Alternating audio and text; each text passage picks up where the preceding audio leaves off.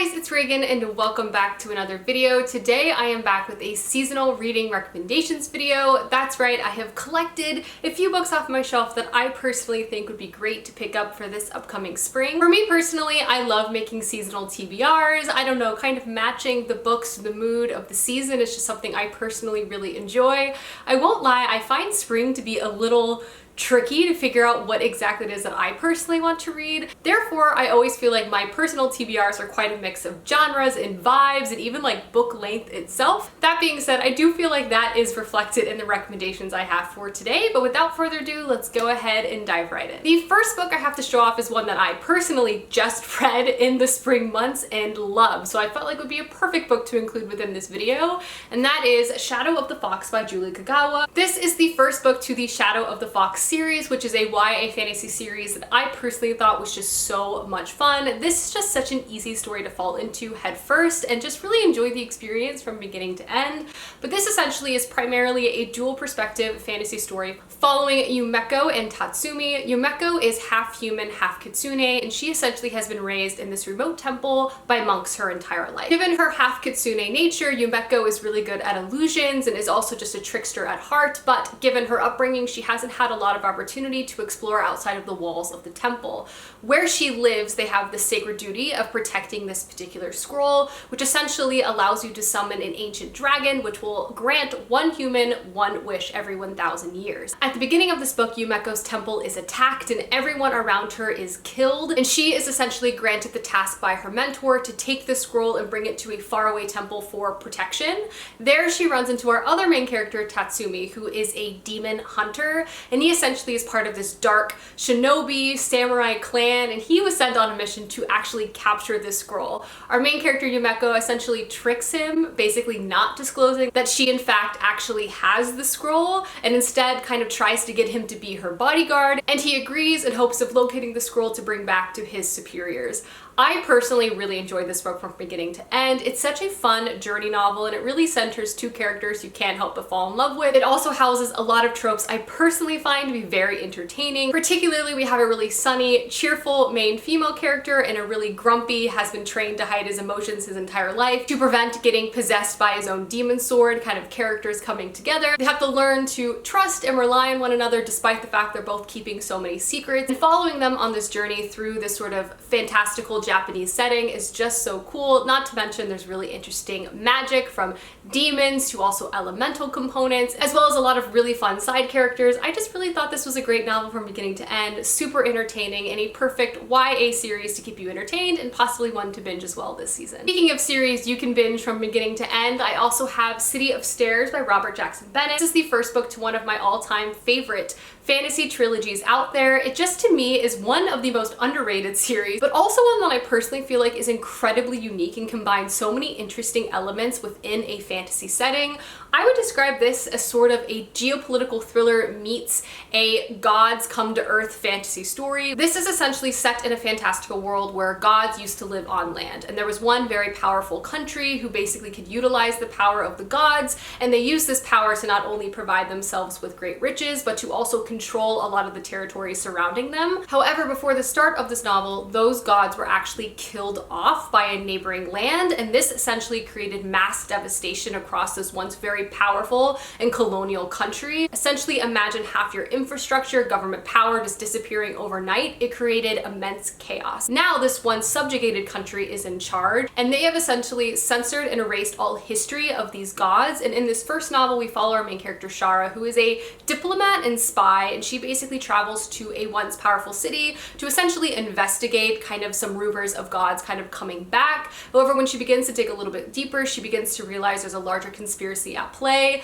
This is such a fantastic series from beginning to end. Each book actually focuses on a different primary main character, but they're all very much connected. It combines, again, so many real topics and like geopolitical issues kind of mixed in with some fantastical elements. It absolutely is a page turner, as it's both a spy novel full of conspiracies as well as a god-centered fantasy story. It's just top notch. Next up, I have two lighter reads to recommend. The first one is Howl's Moving Castle by Diana Wynne Jones. This to me is just always a fun story to come back to. This is one of my all-time favorite tales ever written, also one of my all-time favorite movies. I find it to just be really whimsical and transportive and perfect for the spring months. So much nature imagery both in this book and in the movie again, and just great fashion, and who doesn't love Hal and Sophie's story? I mean, it's impossible not to fall in love. But this of course follows our main character Sophie, who at the beginning of this book is cursed by a witch. And she never really imagined herself leaving her small town and kind of leaving her family's business, but once she's cursed, she is basically left with no choice to track down this very mysterious moving castle ruled by the wizard Hal. And so begins a journey of love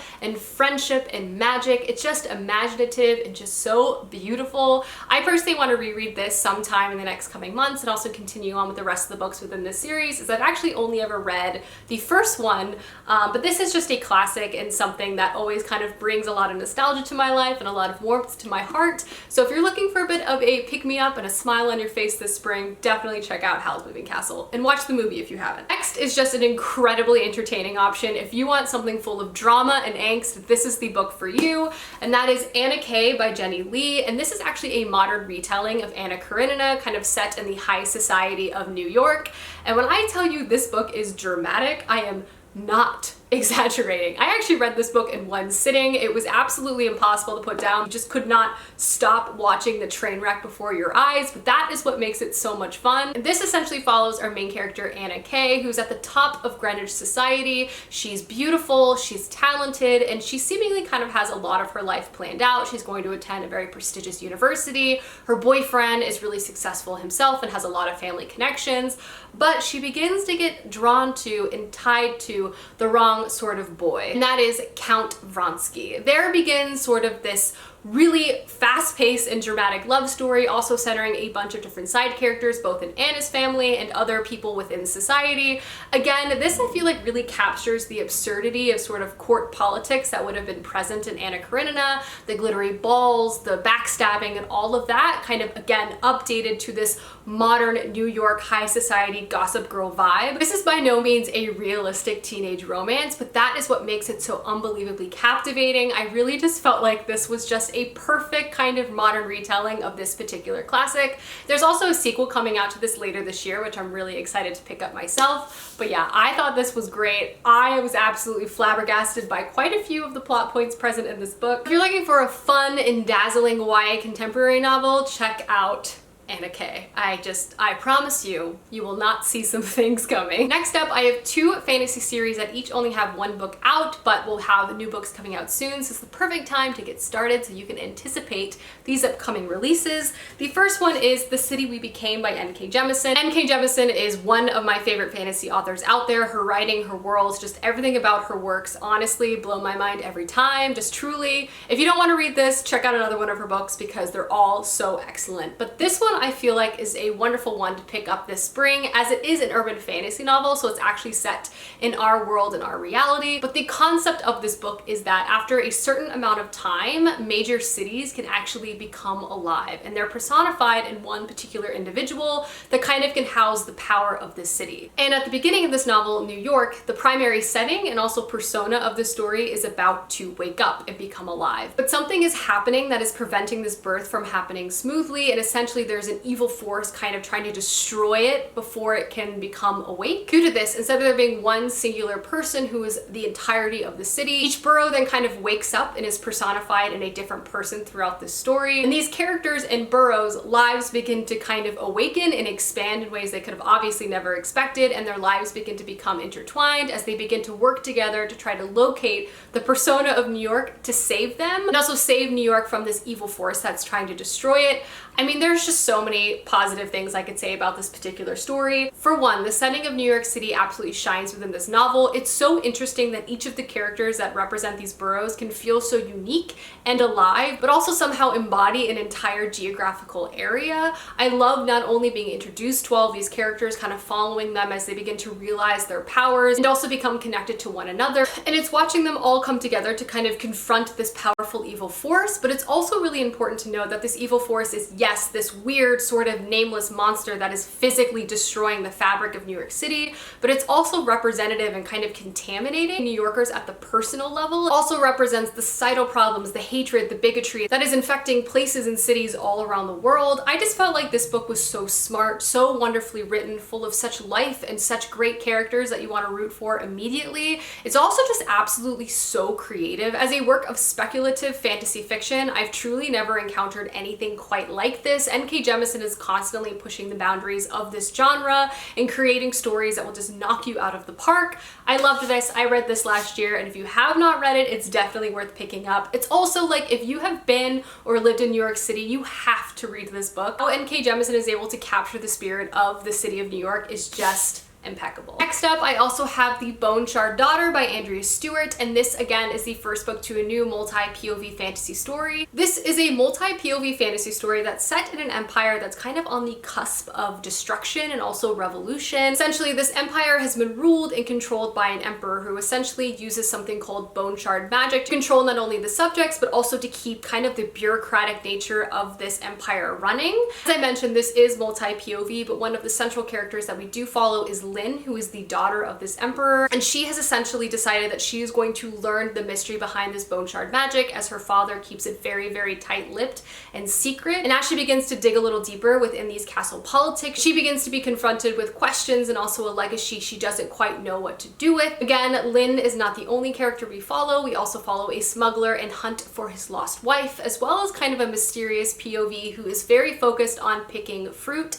I thought this first novel was a wonderful introduction to a new fantasy world. It's very expansive. The boneshard magic present in this story is dark and devious and really well constructed. It also definitely sets the groundwork to what I feel like is going to be very expansive and political rest of the series. The first one kept me flipping the pages. I read it so quickly. Loved this first one, and the second one comes out later this year. I believe fall or winter, so it's definitely one you should check out before the second book comes out. And the last book I'm gonna recommend is a classic weird fantasy story to keep you entertained. I just love weird, whimsical fantasy novels. It is a soft spot of mine, and I am talking about The City of Dreaming Books by Walter Moraz. Walter Moraz is a German author who has quite a few books within this series, but you can read this book and there's also a sequel that are directly connected without reading those other books, just as an FYI.